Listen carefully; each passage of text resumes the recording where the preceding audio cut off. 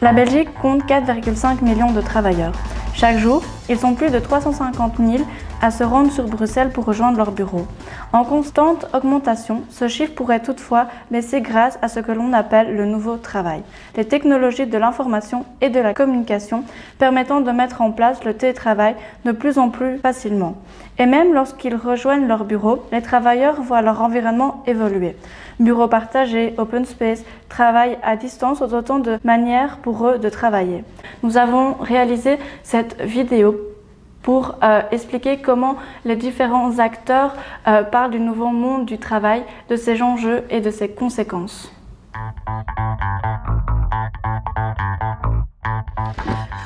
Pour commencer, nous avons décidé de nous intéresser aux étudiants, les futurs travailleurs, dès l'enseignement supérieur. Les institutions d'enseignement supérieur, comme les universités et les autres écoles, doivent attirer et préparer les étudiants à s'insérer dans ce nouveau travail afin de percer sur un marché de l'emploi qui ne cesse d'évoluer. Via l'analyse de brochures promotionnelles pour l'Université Saint-Louis et la Haute École EFEC, nous pouvons observer une différence, mais aussi une ressemblance dans les discours de ces différentes institutions. L'université tient un discours plutôt idéaliste, valorisant l'esprit critique et le savoir pour l'étudiant, alors que l'autre école utilise un discours nettement plus utilitariste, valorisant l'employabilité immédiate. Nous avons également remarqué, tant pour l'université que pour la haute école, la présence d'un discours que l'on peut qualifier d'individualiste et qui valorise la réalisation de soi par l'autonomie et la mobilité. Les positionnements des deux institutions se rejoignent donc dans un même discours que l'on retrouve fortement dans ce que l'on appelle le nouveau monde du travail. L'implémentation du nouveau travail passe nécessairement par la gestion des ressources humaines, les GRH. Ils occupent une place essentielle et travaillent en étroite collaboration avec la direction, les managers et les travailleurs. Dans les entretiens que nous avons effectués avec eux sur le télétravail, ils ont mis en lumière, via la façon dont ils en parlaient, plusieurs enjeux. Tout d'abord, le bien-être des travailleurs, chaque entretien mettant en avant l'importance des besoins des travailleurs pour les GRH. Cela peut passer par des horaires flexibles, le réaménagement des bureaux ou bien l'achat de chaises médicales disposant de 32 positions pour l'ensemble des employés.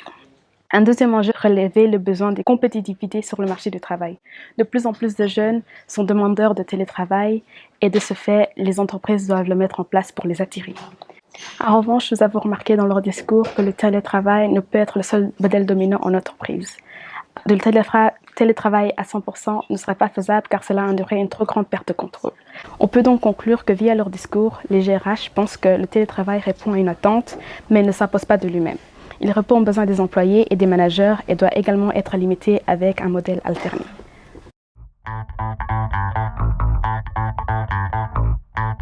Une fois implanté dans l'entreprise, le nouveau travail doit être accepté par les employés. Nous nous sommes donc intéressés aux écarts qui pouvaient exister entre le discours général sur le nouveau travail, tel que peuvent l'avoir les GRH, et leur appropriation en termes d'autonomie et de flexibilité par les employés qui l'utilisent effectivement. Nous avons fait plusieurs constatations sur base d'entretiens réalisés dans différentes entreprises. Premièrement, le nouveau travail, via la mise en place du télétravail et des open space, est source de changements pas toujours souhaités par les travailleurs. L'open space, bien que possible facilitateur de liens sociaux, est souvent perçu comme intrusif. Les employés se sentent observés. Le télétravail semble plus apprécié, même s'il isole un peu plus les employés. Le deuxième point constaté est que le télétravail et les open space vont généralement de pair. C'est le cas par exemple de la Commission européenne, où le télétravail a été instauré il y a 3 ans, tandis que l'open space a été instauré 2 ans plus tard. Enfin, nous avons constaté l'existence d'une modification des formes d'obligation, orientées flexibilité et autonomie, auxquelles sont tenus les employés, et non pas une abolition de ces obligations proprement dites.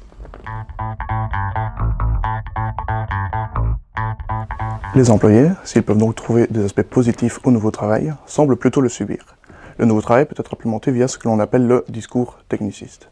Celui-ci véhicule 3 idées ou sentiments, à savoir la délivrance, l'impératif et la maîtrise, dont la perception sera différente que l'on soit un dirigeant, un manager ou un employé. La délivrance est le sentiment selon lequel la technologie pourra aider le monde, l'impératif étant que les avancées technologiques ne peuvent être arrêtées. Enfin, la maîtrise est le fait que les acteurs, à travers leur discours, montrent qu'ils maîtrisent totalement la situation et qu'il n'y a aucun problème. Nos entretiens et analyses de documents montrent que, pour les grandes entreprises, aucune prise de décision n'est jamais mentionnée. Cette déresponsabilisation des patrons laisse à penser que toutes les strates de l'entreprise sont à égalité face à ces technologies qui s'imposent d'elles-mêmes. L'adaptation est inévitable, mais positive. Du côté des managers, le sentiment d'impératif et de délivrance prédomine. Le progrès technologique semble être inéluctable et très positif. En tant que responsables, ils doivent porter ce changement. Pour les employés, le discours techniciste est moins présent. Cette catégorie d'individus a moins de contrôle sur les changements et donc l'adaptation se fait un peu par défaut. Chaque individu s'approprie donc ce discours techniciste de manière personnelle en tenant compte de ses propres connaissances et de son rapport à la technologie. Le fait qu'il ne soit pas universel montre une différence de perception du nouveau travail selon les acteurs. Nous l'avons vu, tant pour les GRH que pour les employés, la question du bien-être au travail est primordiale. Néanmoins, nous avons remarqué que les travailleurs étaient confrontés à des échéances de plus en plus serrées et nous avons remarqué aussi qu'en parallèle, en Belgique, le nombre de burn-out a augmenté. En effet, entre 2007 et 2014, ce nombre a quasiment triplé. On est passé de 30 000 à 85 000 cas par an. Dans notre recherche, nous avons tenté de faire apparaître les enjeux de la non-reconnaissance du burn-out à travers le discours des institutions publiques, du secteur médical et des partenaires sociaux. Le discours politique et médical ne recherche pas du tout cette reconnaissance, qui serait d'ailleurs bien plus coûteuse que le chômage. Il crée un lien causal entre le burn-out et la fraude économique, arguant que beaucoup profiteraient des congés maladie indemnisés. Ils préfèrent également porter leur attention sur des prises en charge en amont qui seraient bien moins coûteuses pour l'État qu'elles ne seraient des prises en charge en aval pour ces cas de burn-out. Pour les partenaires sociaux, qui sont incontournables dans la problématique, leur volonté de reconnaissance du burn-out est assez floue. Dans un premier temps, ils critiquent l'État qui n'est pas assez social et qui bloque les mutualités dans leur structure. Et d'autre part, ils en profitent pour légitimer leur propre action. L'État refuse de payer les traitements, ce sont alors les mutualités qui vont donner des subsides.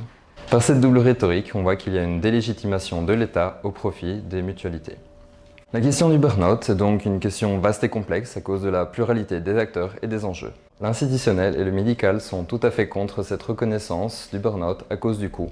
Les partenaires sociaux, quant à eux, ne sont pas vraiment contre, mais seulement si ces indemnisations passent par leur organisation.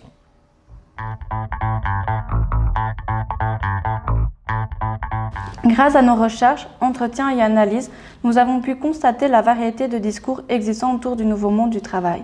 Selon qui en parle, les perceptions et les réalités peuvent grandement différer. Analyser les discours de différents acteurs a été révélateur de ces disparités, de ces enjeux, de ces différentes réalités et nous permet d'affirmer qu'il n'existe donc pas un seul type de discours autour du monde du travail et du bon travailleur, mais bien une multitude, chacun révélateur d'autant de points de vue.